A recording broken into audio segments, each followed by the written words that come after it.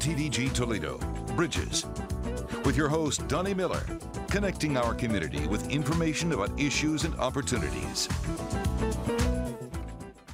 Hey, good Sunday morning and welcome to Bridges. We are so glad to have you join us in this holiday season. We are spending the rest of this month highlighting charities that you might want to consider as you go about your holiday shopping. There are some wonderful, wonderful organizations in town whose sole purpose is to reach out and help others, and we would just like to bring those to your attention. I also want to mention to you, and I'll talk to you again about our own Hope for the Holidays drive. We want you to stop by the station, drop off a new unwrapped toy in our lobby, and we'll make sure that some needy child gets them. But before we talk too much more about that, I would like to introduce you to Mr. Paul Cook. Hey, how are you, Paul? I'm so glad to have you here. Paul is the Executive Director of Helping Hands of St. Louis. Yes.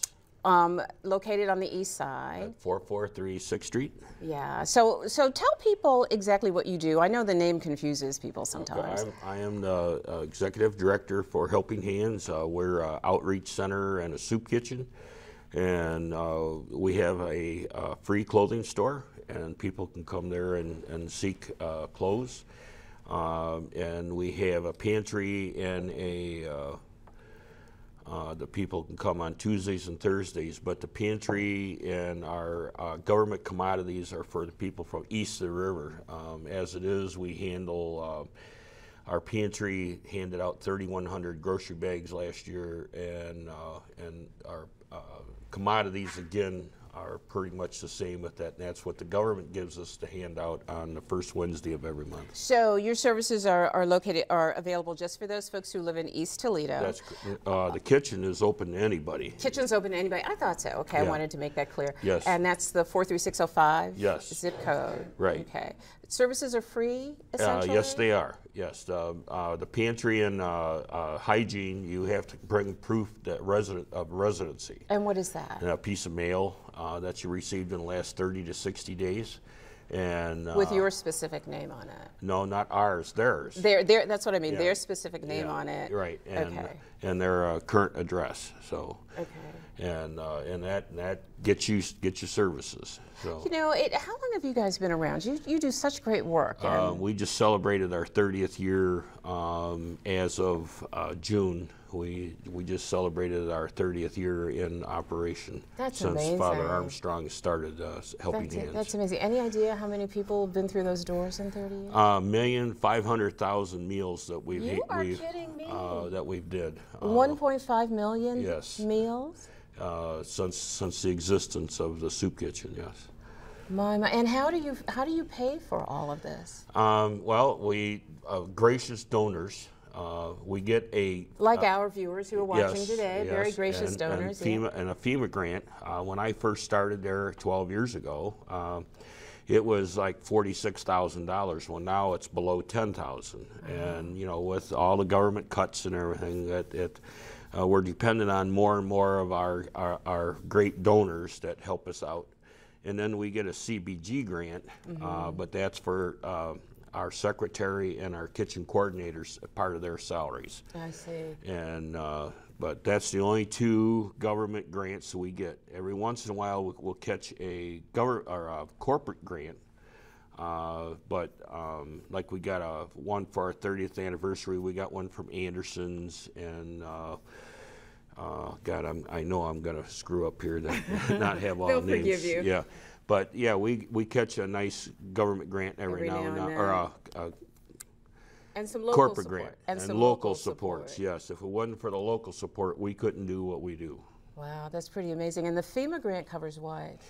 FEMA grant just covers food for the kitchen and part of the pantry, but again, the $10,000 doesn't pay for a whole lot. You know, let me ask you this: with somebody who's out there, you know, feet on the ground, right. dealing with folks on a day-to-day basis, we keep hearing about how things are getting better. Is that what you're seeing?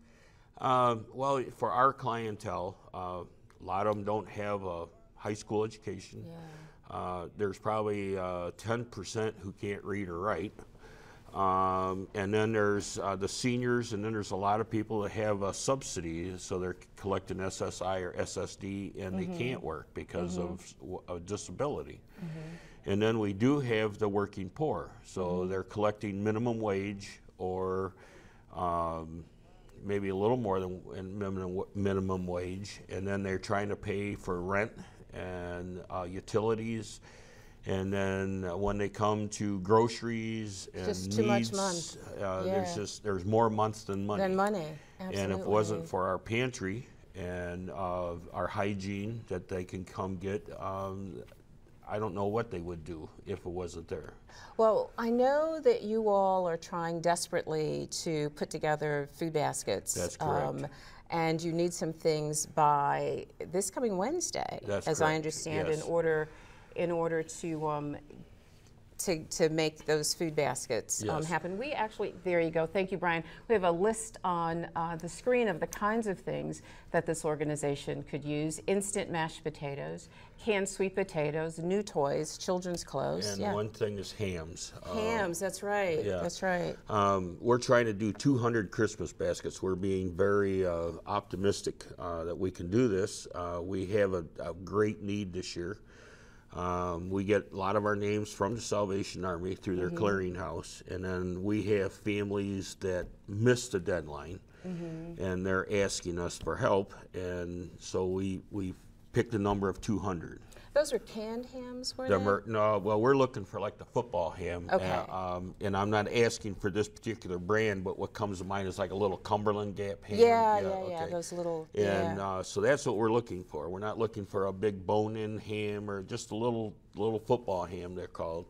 And so that's that, and the instant mashed potatoes and canned sweet potatoes, and well, anything that you want to put in you'd have basket for a holiday meal, that's what we're looking for. Okay.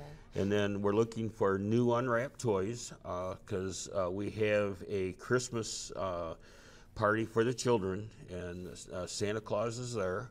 When is your Christmas party? Well, actually, it's the 13th this year. Okay. The way the weeks have fallen out, because on the 18th we have a sit-down dinner for our folks to come down for our Christmas meal. We sit our guests down and we serve them. And last year we did just a little under 500 people. That's amazing. I mean, what a great way to make people feel as though they have some dignity and they're being respected. And we're asking for volunteers for that day. I'm looking for about 15 more. I kind of sandbag and get more volunteers than I need, because in case somebody can't make it, I still have enough to do that. I have 2 cooking groups that are coming in.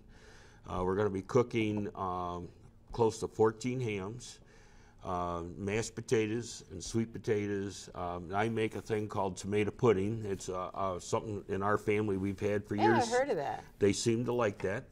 And we have desserts and drinks for them. And then down in the dining room, the guests, our volunteers will serve our guests salads, and then they get their meal, and then at the end we have people walking around with desserts, so they have a choice of desserts what they'd like.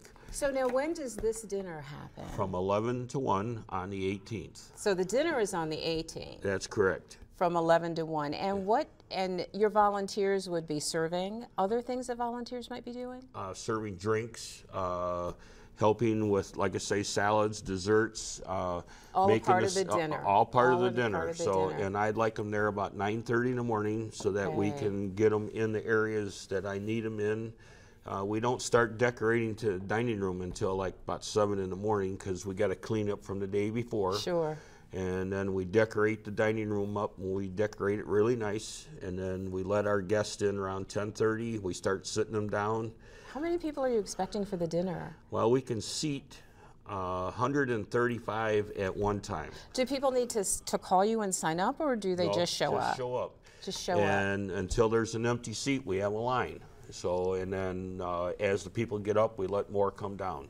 This is a fabulous opportunity. I am so glad that you raised this. So volunteers, you need volunteers to help for the dinner. The dinner is on December 18th from 11 to 1. Yes. You'd like them there at around 9:30. Right. and they will just serve the community. That's correct. And anybody, is this open to everybody or just people? Anybody and everybody. Anybody and everybody. So on the 18th, if you want a great meal, they show up at your place. No need to reserve space ahead of time, and it's first come, first serve. First come, first serve. And we serve everybody right to the end. Wow, that is so, fabulous. We usually have enough food. I mean, we cook more than we usually need, and then whatever's left, we start with the next day. So, okay.